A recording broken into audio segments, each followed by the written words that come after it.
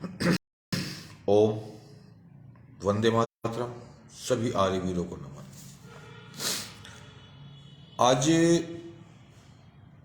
कल जो ये बागेश्वर धाम धर्मेंद्र शास्त्री जी के बारे में बहुत कुछ सोशल मीडिया पर चल रहा है समर्थन में, और ये वामपंथियों द्वारा या कहूँ तो ईसाईयत और इस्लामिक मिश्रण जो खिचड़ी है, उस खिचड़ी के द्वारा जो ये लांछन या आरोप लगाए जा रहे हैं कि धर्मेंद्र शास्त्री पाखंड करता है या धर्मेंद्र शास्त्री जो भूत प्रेत की बात करता है, ये पाखंड है, झूठ फैला रहा है, साइंस के विरुद्ध है। सबसे बड़ी बात तो ये है कि भारत अर्थात आर्यव्रत के सबसे बड़े ग्रंथ या ज्ञान, पूरी सृष्टि का ज्ञान जिसमें कह सकता हूं, उसको कहते हैं वेद। वेद का अर्थ ही ज्ञान है। सभी सत्य विद्याओं का ज्ञान जिन पुस्तकों में है उसको वेद कहते हैं। वेद के द्वारा सृष्टि की कोई भी ऐसी संरचना या कोई भी ऐसा यंत्र ऐसा नहीं है जिसमें अगर वेद ज्ञाता कोई ढूंढना चाहे तो उसको ना ढूंढ पाए। वेदों में ही एक चैप्टर आता है जिसको हम बोलते हैं मंत्र चिकित्सा। मंत्रों के द्वारा चिकित्सा करने की पद्धति, जो वर्तमान में तंत्र भी कहा जाता है। ये मंत्र तंत्र साधना होता क्या है? पहले तो इन मूर्खों को यह समझ लेना चाहिए, जो धर्मेंद्र शास्त्री जैसे लोगों को जो साधना की है, जिन लोगों ने पढ़ी, उसकी मैं मानता हूं कि धर्मेंद्र शास्त्री को वेदों का ज्ञान नहीं है। मैं ये भी मानता हूं कि धर्मेंद्र शास्त्री भावुकता में हंस देता है, मुस्कुरा देता है, गंभीरता नहीं ला पाता। लेकिन वेदों का ज्ञान ना होना, गंभीर ना होना या बचपना होना, ये इसका प्रमाण नहीं है कि बंदा साधक नहीं है, या बंदे के पास साधना करने की क्षमता नहीं है, या बंदे के पास साधना के द्वारा उत्पन्न अलौकिक शक्तियां नहीं है। ये वही मूर्ख हैं जो सहारनपुर में, आप कभी सहारनपुर गए हो, बहुत लोग गए होंगे। सहारनपुर में जब जाते हैं तो जैसे वो नदी का पुल क्रॉस करते हैं तो लेफ्ट हैंड पर सहारनपुर जाते वक्त खब्बे हाथ पर एक 9 गजा पीर पड़ता है। 9 गज का पीर, उस पर लोग चंदर चढ़ाने जाते हैं। ये ईसाई, मुसलमान, वामपंथी उस 9 गजे पीर के बारे में कभी नहीं बोलते कि 9 गज का भी कोई व्यक्ति हो सकता है। ये 9 गज का व्यक्ति सैयद इब्राहिम नाम का एक नवाब कह लो या राजा कह लो हुआ करता था, जिसने हिंदुओं को मारा, हिंदुओं को कत्लेआम किया, हिंदुओं की दी बेटियों को उठाया, और उस व्यक्ति की कब्र सहारनपुर में वहां बना दी गई, और उस कब्र को 9 गज का बना दिया गया। कोई ताज्जुब है कि 9 गज का कोई व्यक्ति हो सकता है? कदाचित नहीं हो सकता। मरियम नाम की एक महिला, जिसका यूसुफ नाम के व्यक्ति से सगाई हुई, और यूसुफ कमाई करने के लिए मरियम को छोड़कर चला गया, और मरियम के पास जब यूसुफ दोबारा आता है तो पता चलता है कि मरियम तो गर्भवती है। मोहल्ले के कुछ लोग कहते हैं कि भाई आप चिंता मत करो यूसुफ, मरियम जो है ना पवित्र है, इसने किसी के साथ संबंध नहीं बनाए। खुदा के परमेश्वर के फरिश्ते आए थे रात को इसके पास, और उन्होंने आशीर्वाद दिया कि तेरे कोख से ईश्वर का पुत्र पैदा होगा, उसका नाम यीशु होगा। एक बिना संभोग के किए हुए महिला मां बन जाती है, ये कोई हजम होने वाली बात है? और उसका नाम यीशु रखा जाता है। वैसे किसी की मां के बारे में बोलना नहीं चाहिए, किंतु मरियम जी ने जो गलती की और कुंवारी मां बनकर जो यीशु मसीह का जन्म दुआया, उसको आपने परमेश्वर का पुत्र फरिश्तों के फरिश्ते आ रहे हैं, संभोग कर के बिना ही आशीर्वाद देकर बच्चा उत्पन्न कर दिया। ये वामपंथी, ये मुसलमान या ईसाई जो बहुत बड़े साइंस गाते हैं, कभी इन्होंने यीशु के पैदा होने पर संरचना पर कभी कोई टिप्पणी नहीं की। मुस्लिम कहता है कि बहुत मौलवी कहते हैं, मैं सुना है कि पृथ्वी नहीं घूमती, ये तो स्थिर रहती है। सूर्य चारों तरफ परिक्रमा लगाते हैं क्योंकि हमारे हजूर आला पृथ्वी के बीचों बीच आराम फरमा रहे हैं। ऐसी मूर्खतापूर्ण बातों पर भारत के बुद्धिजीवी मीडिया या भारत की बुद्धिजीवी लोग कदाचित नहीं बोलेंगे। हाँ बोलेंगे, कब बोलेंगे?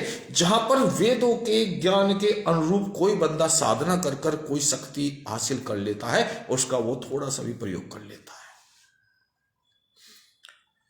अभी 2 साल पहले ही रिसर्च हुई थी गायत्री मंत्र की। एम्स के बहुत डॉक्टरों ने गायत्री मंत्र की रिसर्च कर ये आपके डीएनए में आया था, इसी मीडिया के डीएनए में आया था। उन्होंने ये बात सिद्ध की थी कि गायत्री मंत्र के द्वारा जाप करने के बाद बहुत लोगों का सिक्स सेंस बढ़ गया, मेमोरी पावर बढ़ गई। महामृत्युंजय का मंत्र संकल्प लेने के बाद में कुछ मरीज रखे गए, उनका संकल्प लेकर कुछ लोगों ने बाहर, विद्वान ब्रह्मचारियों ने बाहर वहां से 2 किलोमीटर 4 किलोमीटर दूर महामृत्युंजय का मंत्र का जाप किया, तो देखा गया कि जिन लोगों के नाम जाप हो रहा था उनकी स्थिति में ज्यादा सुधार आया। हमारे यहाँ बरसात ना होने की वजह से जहाँ सूखा पड़ जाता है, बरसात करने के लिए यज्ञ किए जाते हैं और होते हैं। हमारे यहाँ तंत्र मंत्र में बहुत शक्ति है। साधना करने के बाद आप दूसरों के मनों की बात भी जान सकते हो। अभी फरीदाबाद में मैं देख रहा था, ये कुछ लड़कियां साधना के द्वारा, योग के द्वारा आंख बंद कर कर पुस्तकों के पृष्ठ बता देती हैं कि क्या लिखा है। ये सब साधना की शक्ति है। धर्मेंद्र शास्त्री ने साधना की है, उसके पास उन साधना का पावर है, शक्ति है, तो वो उसका प्रयोग करता है। लेकिन दिक्कत धर्मेंद्र शास्त्री से ये नहीं कि वो साधना की शक्ति का प्रयोग कर रहा है, दिक्कत ये है कि उसने कुछ ईसाइयों को दोबारा हिंदू बना दिया। पेट में दर्द कहां होता है? पेट में दर्द वहां होता है कि हिंदू मुसलमान बन जाए, हिंदू ईसाई बन जाए तो सब ठीक। देश सेकुलर है, हम सेकुलर हैं, हमें बोलना चाहिए, चुप। और जहां कोई हिंदुत्व के बारे में बोलेगा, सच बोलेगा, सत्य को बोलेगा तो चुप, सेकुलर है, शांत हो जाइए। ये दोहरी मानसिकता कदाचित इस देश के विनाश का कारण बनेगी। धर्मेंद्र शास्त्री जी ने जो ईसाइयों का धर्म परिवर्तन करने का कार्य में बाधा डाली है, वह बहुत ही सराहनीय और बड़ी वीरता का कार्य है।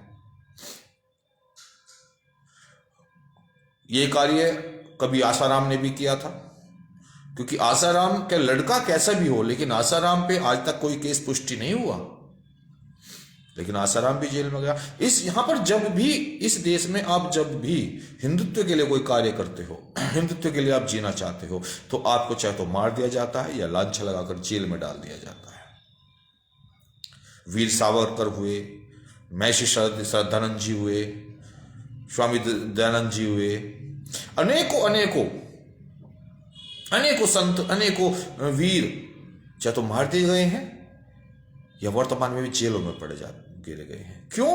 क्योंकि हम सेकुलर देश में रहते हैं। यहां मात्र जादू टोना दिखाने का, नाटक दिखाने का, पाखंड करने का सारा जो ठेका है वो ईसाइयों पर है और मुसलमानों पर है। और हिंदू अपनी अलौकिक शक्तियों का प्रयोग भी नहीं कर सकता, वो अपने सत्य को सत्य की तरह नहीं भी बोल सकता, वो इन लोगों को चेतावनी भी नहीं दे सकता कि आप आइए हमसे साक्षात करिए और देखिए कि हिंदू धर्म, क्षमा चाहता हूं मैं, हिंदू धर्म प्रयोग किया, वैदिक धर्म पूर्ण रूप से वैज्ञानिक तथ्य पर आधारित है। हम लोग सनातनी, हमारे मूल धर्म वेद हैं और वेद ही संपूर्ण सृष्टि के ज्ञान और संपूर्ण सृष्टि के रचयिता के परमेश्वर का संपूर्ण ज्ञान है। जो आज अमेरिका वाले बड़ी बड़ी बातें बनाते हैं, हवाई जहाज बनाने की बात करते हैं, अरे हमारे यहां तो 1 लाख साल पहले यान बन गए थे। जो आज ये परमाणु हथियार बनाने की बात करते हैं, हमारे यहां ब्रह्मास्त्र जो पूरी पृथ्वी को एक बार में समाप्त कर सकता था, ऐसे अस्त्र बनाए गए। विश्व गुरु होने का जो पदवी है वो मात्र भारतवर्ष को मिली है।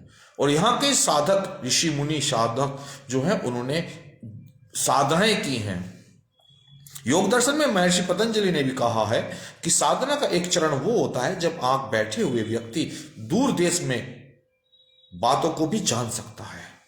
ये साधना का चरण है, आत्मचिंतन का चरण है।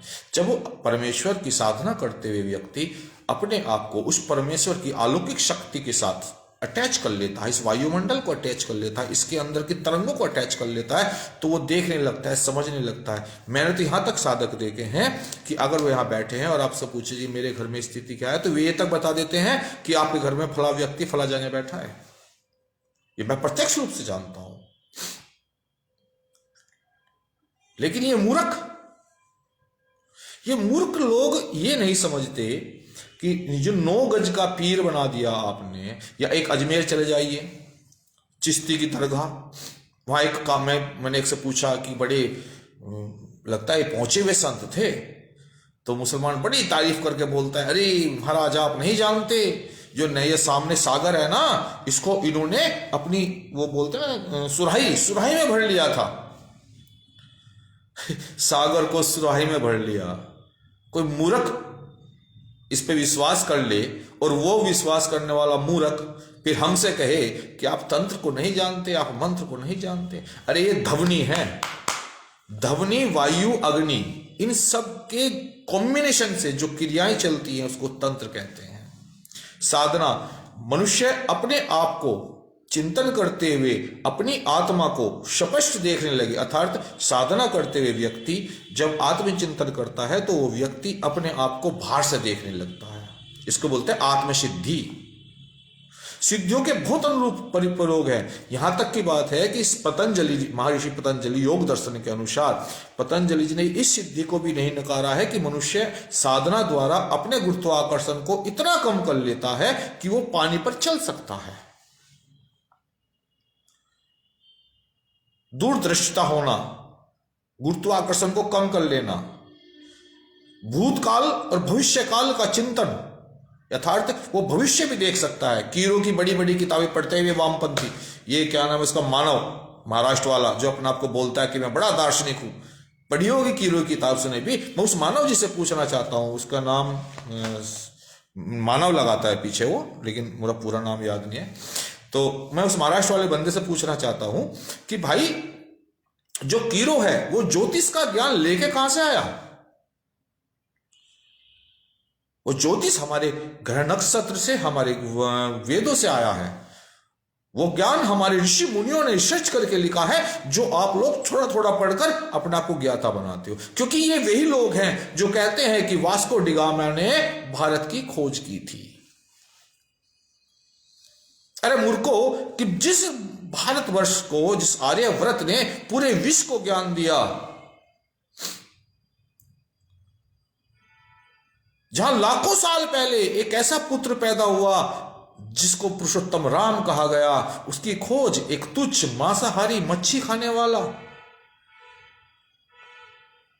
बिना बाप के औलाद वाला व्यक्ति, वो कहेगा कि भारत की खोज वास्को डी गामा ने की थी। वास्को डी गामा पहला लुटेरा था जो भारत में आया, तो लुटेरों के लिए खोज की थी भारत की उसने, ना कि हमारे लिए खोज की थी। हम मूर्ख शब्दों की परिभाषाएं भी अपने हिसाब से लगाते, इसलिए वामपंथी मुसलमान और ईसाई हम लोगों पर हावी हो जाते हैं। शास्त्र पढ़ना एक अलग चिंतन है, और शास्त्रों को समझना, उनके अनुरूप बोलना चालना एक अलग चिंतन है। और साधना कर कर, साधना की शक्तियां पाकर, उनके अनुरूप आप भविष्य देख लेना, या आप बोलते ना कि मेरा इष्ट है। शास्त्री, धर्मेंद्र शास्त्री का इष्ट हनुमान है और वो हनुमान की साधना करता है। और ये बात कंफर्म है, ये वामपंथी भी सुन ले, कि जो हनुमान की साधना करता है और हनुमान के चरित्र को धारण कर कर उसकी नित्य साधना करता आ रहा है, तो वो अलौकिक शक्तियों को पा जाता है। आप ध्यान करके देखिए। किंतु आपको तो मांस खाना है, मच्छी खानी है, पराई स्त्रियों के संबंध बनाने हैं, और आप क्या कहोगे कि ओहो भगवान तो होता नहीं। अरे भगवान हैं, हमारे इष्ट भी हैं, उनके अनुरूप आप जीवन जी के तो देखो, आप परमेश्वर की शक्ति को खुद महसूस कर जाओगे। आप स्वयं धर्मेंद्र शास्त्री बन जाओगे। कुछ दिन धर्मेंद्र शास्त्री की तरह रोमान का जीवन जी के तो देखो, एक बच्चे का जीवन, एक फक्कड़ जीवन, हंस देना, चल चला देना, ब्रह्मचर्य का जीवन, शुद्ध शाकाहारी जीवन, सबको माता बहन समझने वाला जीवन, वो जीवन कुछ दिन जी के देखो, आप भी धर्मेंद्र शास्त्री की तरह विद्वान और दूरदृष्टा बन जाओगे। किंतु नहीं, मछली पकड़ी, उन्हें कटोरे में गिरी, गुड़ गुड़ करी, सोई आदमियों खा दी, इस पे विश्वास कर लेंगे। क्षमा चाहता हूं, नेट चला गया था। मैं ये कह रहा था कि हो सकता है कि हमारे संत समाज में या हमारे साधकों ने, बहुत लोगों ने धर्म का ज्ञान अधूरा हो, या हो सकता है उनका वेद अध्ययन ना हो, अनेकों कमियां हो सकती है, लेकिन हमारे सनातन में, हमारे वेद में कोई कमी नहीं है। आप पाखंड के नाम पर अगर बात करना चाहते हैं तो आप ईसाइयों को, मुसलमानों को, इनको देखिए।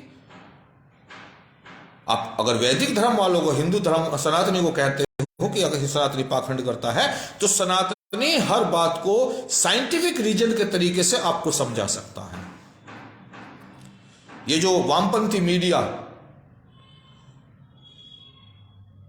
जहां पर यह दिखाया जा रहा है कि स्त्री नहीं, पहले पुरुष कदम रखेगा घर में, जहां पर दिखाया जा रहा है कि स्त्री बैठी है, वो बड़ी टेंशन में है, पुरुष खाना बना रहा है, कह रहा है ये तो बड़ी टेस्ट लेती है, बड़ी टेंशन लेती है, इसके दिल की धड़कन भी तो मुझे देखनी है। जहां पर हम परिवर्तन ला रहे हैं कि स्त्री काम कर रही है, पुरुष खाना बना रहे हैं, ऐसी मीडिया हमको समझा रही है कि सनातन धर्म और वैदिक धर्म क्या है।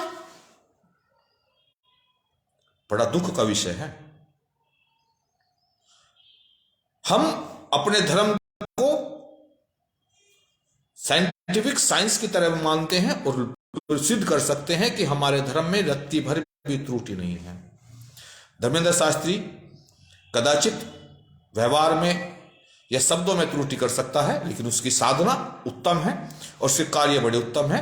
आप लोग कितना भी चिल्लाइए, वामपंथियों, मुसलमानों, ईसाइयों, लेकिन सूर्य ही रहेगा।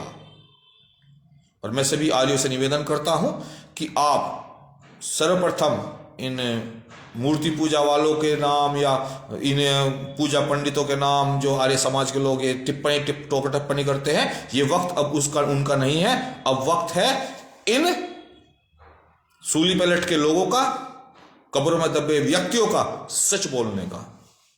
इनके बारे में सच बोलिए, तथ्य से बोलिए। हमारा हर आर्य का धर्म है कि वो अपनी संस्कृति के विरुद्ध जो भी दूसरे लोग कार्य करने की क्षमता रखते हैं, उनका दमन करना आर्य का प्रथम कर्तव्य है। तो हे आर्यों, आओ सब एक साथ मिलकर इन विधर्मियों का, इन कुसंस्कृतियों का विनाश करें, जो आज हमारी साधना, हमारे इष्टों का मजाक बनाने के लिए, हमारे साधु संतों को और हमारे जो साधक हैं उनको नीचा दिखाने के लिए, दमन करने के लिए लगे हुए हैं, उनका सबका विनाश करें। और संकल्प लें कि अब कोई श्रद्धानंद गोली से नहीं मारा जाएगा। अब